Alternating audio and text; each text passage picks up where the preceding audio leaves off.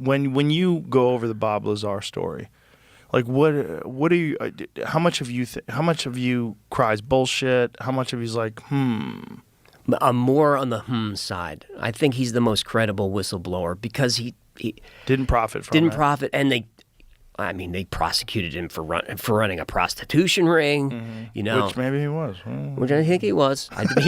He pled down to pandering, but they also raided him during the Jeremy Corbell documentary. While they're filming the documentary, the FBI raided his facility, and they said they were looking for something, and supposedly he has a version or a sample of stable element 115. What? That's supposedly.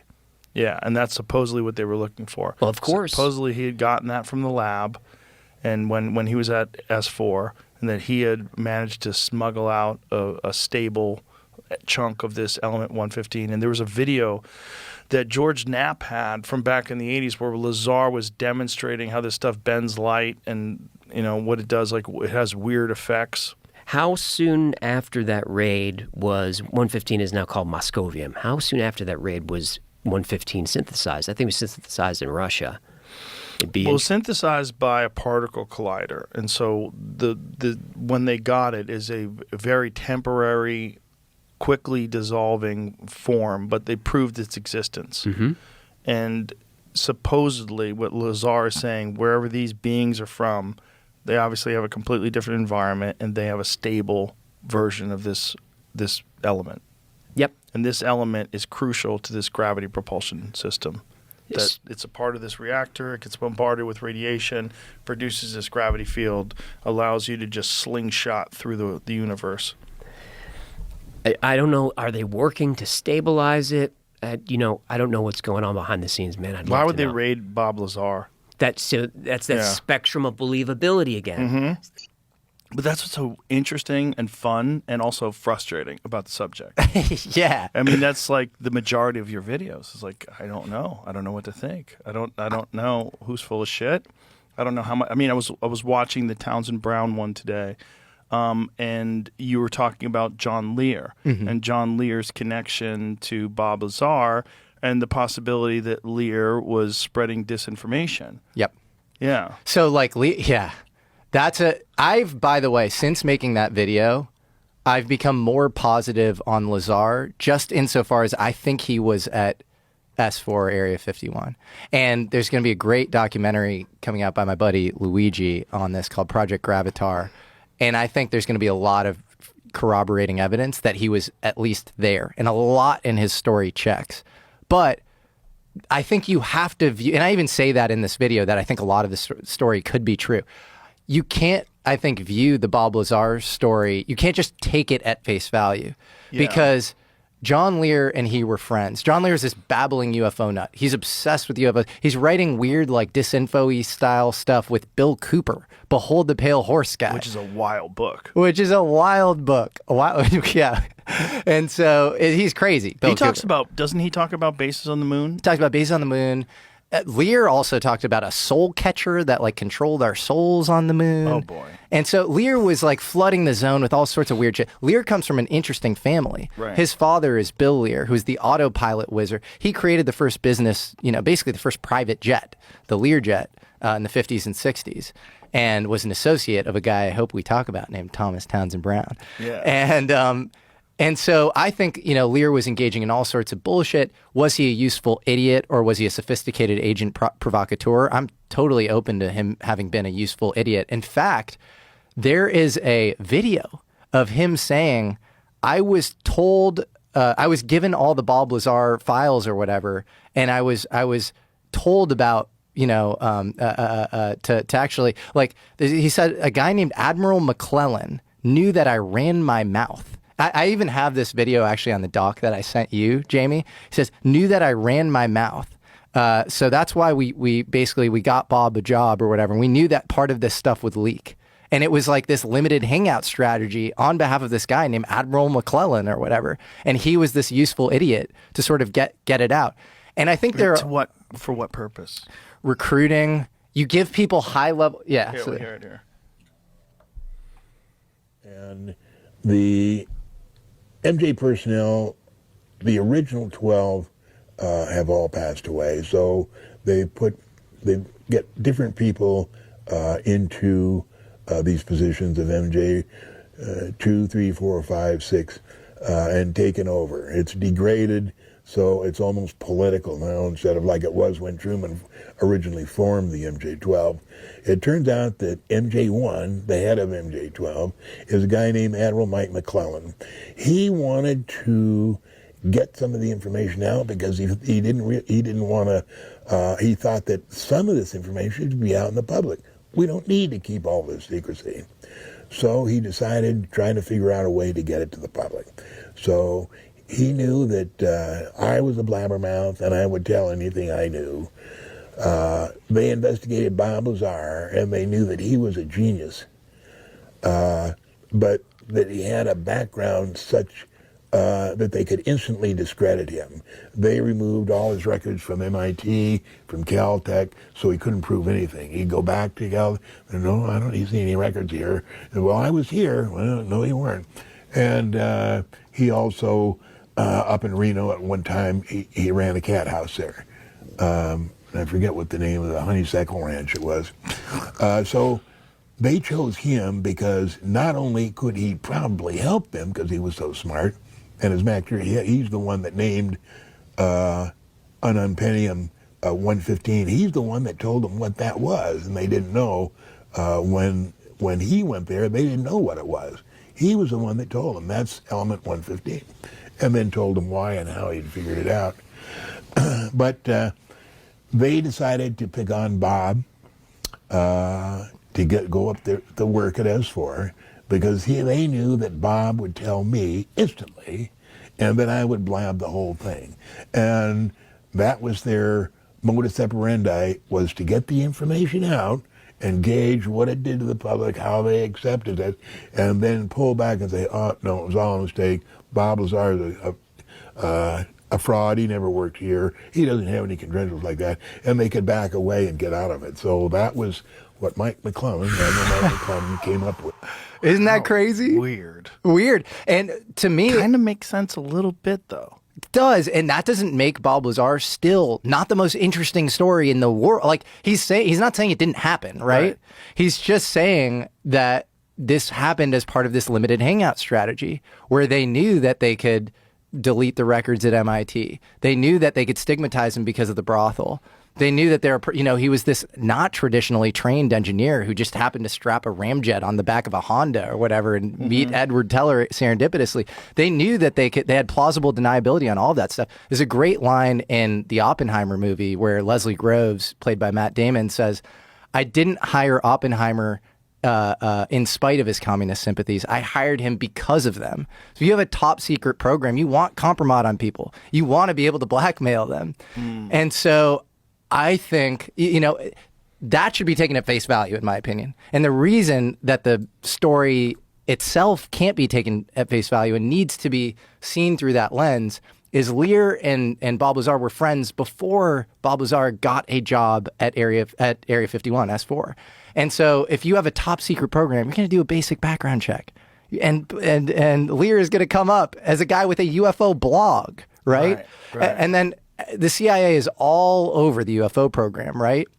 And he was flying CIA cargo jets. And he says that he disaffiliated in 83. That's bullshit. George Knapp and Jeremy Corbell have talked about how that's BS. And actually disaffiliated much later into the mid-80s or whatever. Why would you continue to pay a guy who is leaking your crown jewel secret? That's the other thing that Bob said that I thought was really fascinating, was that there was some documentation that they were showing him that claimed that we are the product of accelerated evolution. He was shown a lot of shit, and he doesn't like talking about it because he doesn't know if it's just total fucking nonsense. Right. He is sure that they showed him shit just to see if he'd fucking say crazy shit. Right, see if he'd talk. All he cares about is what he saw, what he knows is real. But if you do just talk with him privately, they did show him a photograph of an autopsy of a being with a singular organ. They told him that, the human genome had been altered, just all sorts of crazy shit, and he just has no idea if it's true or if it's. God, the whole thing is it's so wild. I just wish, if Bob's lying, my God, what a great liar. Yeah. He's amazing at it. Right. And he's been telling the same lie for 30 plus years. And then there's elements of it that, how would he know that? Like, how would he know about element 115? I mean, element 115, when he was talking about it, was theoretical.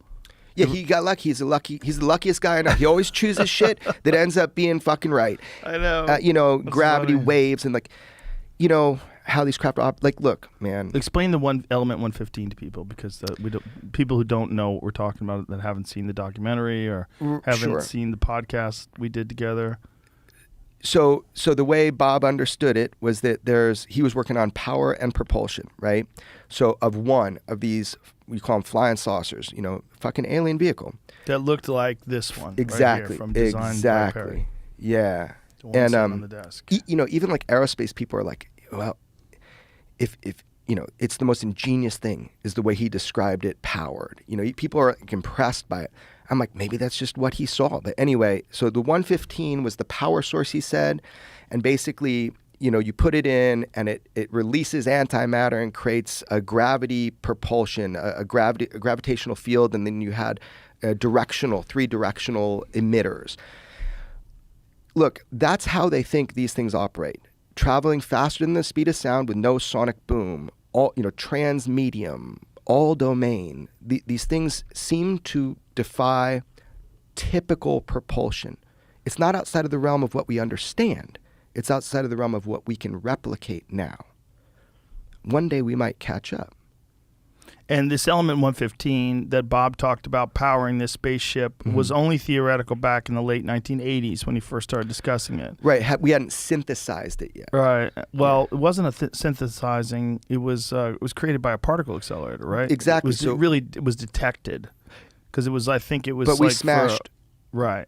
So we kind of synthesized in that we smashed particles together, and then we're like, oh, for like a second, there it was. Yeah, I think it's a fraction of a second. Yeah, and Bob always said that if he's right, if it was 115, that's how he understood it to be. If he's right, then we will someday, be able to make a nominal amount of it that will be stable. That's what he says. You got another one of those? Yeah, you want one? Yeah, I'll try one. All right, here we go. Thanks, man. Nice. Yeah, the whole thing is just so interesting, man. It never ends. Yeah, it never ends. It is interesting. I just until something actually happens, and my thought is when something actually happens, how will people handle it? UFO whistleblower could get immunity under new amendment. So this is what you were talking about? Yeah. Yeah, absolutely. And I mean, the thing is I know some of the people doing this, and they're like, they want some nominations, man. Who should talk to them? Well, you got your own fucking logo there. There you go, buddy. Thanks, brother. Yeah, these are Foundation Cigar, JRE cigars. They're good. Shout out to my friend Nick from Foundation Cigars, too. Hooked me up with that cabinet. Got a full humidor up in this bitch now. Wow. Thank you. So this element 115. Yeah. This is proven by a particle accelerator, and Bob Lazar's claim was that they had a stable amount of this element 115 that had come from this other place. And did they know where this other place was, where this element 115 supposedly had come from? Another planet? Yeah, I mean, again, this is like what he was told, so he's kind of allergic to, but, he said that the documents said Zeta Reticuli, I guess a binary star system or something. That's what were in the documents. Now, if that's true or not, look, remember, he thought it was the U.S. He thought this vehicle was ours. Right. And then he until he walked inside of it. That's his whole thing. It blew him away. It's hard to buy what someone like Bob is telling you if you don't know the person. You see people in their lives, man. Imagine being him and that actually happening to you, and then you having to go back to reality. Right. And tell people or not tell people, just live your life and have the burden of this information, the burden of this thought. Just turn upside down the other way. There you go. Flip the top. I got to flip the top. There you go, and then pull Thank you, down. brother. I mean, the burden of that kind of information, when even discussing it, you seem like such a psycho. You know? Yeah. Most people almost instantaneously, other than a real journalist like George Knapp, most people are going to think you're out of your fucking mind. Yeah. They just dismiss you. Yeah. Why would you even do it? Like, what would be your motivation? What would you get out of that? Well, his motivation was he was seriously worried that they were going to take him out. Yeah. Because he knew so much, and they had cut off of his... For folks who don't know the whole story, just give you a brief synopsis. What happened was Bob, allegedly, was working on back engineering these aircrafts, these vehicles, these spaceships. And in doing so, you have to have a very high level of clearance. Well, with that high level of clearance comes complete government surveillance. So they monitor your phone calls, monitor everything. Turns out Bob's wife was having an affair. So they don't tell Bob that his wife's having an affair, but they cut off his job. They're like, you did too much of a potential to be emotionally unstable. We can't have you working on these top secret, super sensitive things. Yeah, it's logical. While your life is probably going to fall find out apart. some bad shit. Yeah. So he doesn't know this. And so they don't give him any information. So he freaks out. And so he starts telling his friends. He's like, come with me. I'll show you the launch. I'm not lying. People forget that. Yes. He went out and he showed people a craft that didn't look like any normal craft come up right when he said it would. Yeah. Over a base that wasn't even known then really well. And a sub-base, an area, not Area 51 proper. He's the luckiest motherfucker in the world. He did it 3 weekends in a row till he got caught. Right. So it's just like, man, every time you try to call bullshit on him, I tried so hard on so many things, motherfucker. People think I'm just some fucking believer. I'm not, bro. The only thing that people have ever called bullshit on him is that he said he might have seen an actual alien. But he said he was walking down a hallway and looked through one of those little tiny windows that's in a door, those little tiny 12-inch square windows, and he peered in it quickly as he was walking by, and it seemed like there was a small thing that was sitting on a chair, and there's people standing over it. But he doesn't know if it was a doll. He doesn't know if it was... And so in his mind, he's like, fuck, did I see an alien? Like, what the fuck? But he can't go back. It's not... Like, everything's... If you work on top secret stuff, apparently, everything's very compartmentalized. Like, the people that work on metallurgy don't have access to the people that work on propulsion, that don't have access to the people that, if there is a biological entity, that they examine it. Which frustrated the fuck out of him, right? Because he said that's not how you do science. It's not how you do science. Right. You have And, to collaborate. he says, I wasn't the most qualified person to be there. Maybe Right. they hired me because they could easily dismiss me. He's like, why didn't we have better people on this? People that were more... So he was really frustrated. And he said to me, like, he thought it was a crime against the scientific community. If they have this stuff, like he says it was a crime. And, he talks about that thing through the window. He's so funny about it. I sat him down for long, many sessions, really trying to get it out of him. Yeah. He goes, Jeremy, I think they were just obsessed with measurements. I go, what do you mean? And he's like, well, look, there was something in a chair, but it was small. Maybe they were trying to just measure it to see if it would fit in a craft. So that's how he kind of gets around, like, did he see something or not? He doesn't know. Like, it could have been a doll that they That's what constructed that was roughly the same height as these things were. He just doesn't want to go there, right? And so these creatures that were in this vehicle, if there were creatures in this vehicle... There were 3 seats. Yeah, and he estimated they had to be how big? Your typical, like, what you think of as like a little gray alien, man. 3-4 feet. Right. He said they looked like they were made for children. The seats. Yeah. And so, look, and every time I try to be like, dismiss Bob myself, there's something that creeps in my mind. I'm like, hold on. Like, I find out that he was telling the truth. Like, recently I had it verified that, he did work at Area 51. Like, I know I had a guy, I found the guy after 30 years that he wouldn't talk with George, the guy that did his security clearance. Mm-hmm. I found him. I talked to him multiple times about this, and he did clearance for Bob for the test site. But even more recently, from people that have position to access that information. It was confirmed. I just want you to know he worked out there. Now, I have people that were out there that saw him on a Janet flight. Bob worked out there. And a Janet flight is those unmarked planes that would leave from the Vegas airport and head into Area 51. That's right. And you know, so here's the deal, man. Like, it's the cumulative evidence about Bob that I, you know, as a friend of his, like I have no reason to doubt him. And all the evidence tells me that it happened exactly like he said.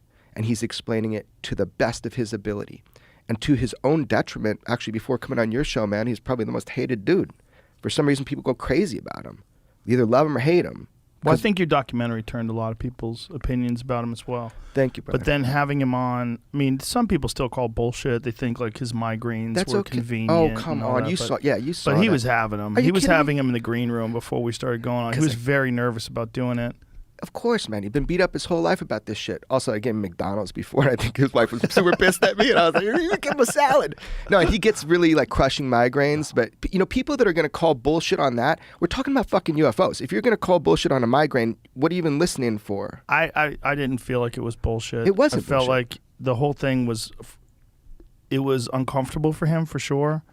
But it didn't seem like he was lying. But, you know, look, there's some people that are really good at liars. But usually when you're really good at lying, you lie about a lot of stuff. Yeah, that's the thing. There's a consistency in people's lives. And the deeper I got in, chilling with his mom, chilling with his family, chilling with friends that have known him forever, new friends, every single person. And he doesn't talk to them about UFOs, by the way. Like all that. He never talks about that. Just normal life situations. Right. The one thing they all said to me, Bob wouldn't waste his fucking time with making up a story, and he'd probably make up a better one. That in the rest, he would. And Bob always says that. He goes, "Man, I wish I could fill the voids for people." He goes, "It's a horrible fucking story," but he goes, "It happens to be what happened." Right. If I was making one up, he goes, "Man, I got some other cool ideas." Like, you know what I mean? Right. Of course. And also, it's like if you're a liar, you generally lie a lot. Like liars don't just lie one time in their life, and then you catch them. They're inconsistent. Like he was lying long before there was an internet. I mean, excuse me, he was telling the story long before there was an internet. So if he was lying, like in the late '80s, like there would be inconsistencies in his story. Like he would forget how he said it. He would fuck something up, or dude, for the research I did for the documentary, like I told him, you got to give me full access to your life, dude. Like boxes, whatever. Don't open them. Let me get all your tapes, everything. Right. I was so shocked. Like people, if they're trying to hide something, they're real careful around you. You know, just that was not my experience. But here's my other thing: is like, do we have to believe any one single person to understand that this is no? Yeah, this is a real phenomenon. No, but he's one of the more interesting cases because if he's telling the truth, that means that the government has been working on these things for decades and decades, and that they have they've gotten themselves in this pickle where they can't publicly disclose what they know and what they have access to because they've had all these people work on these things secretly, and they sort of have a long history of hiding information. Right.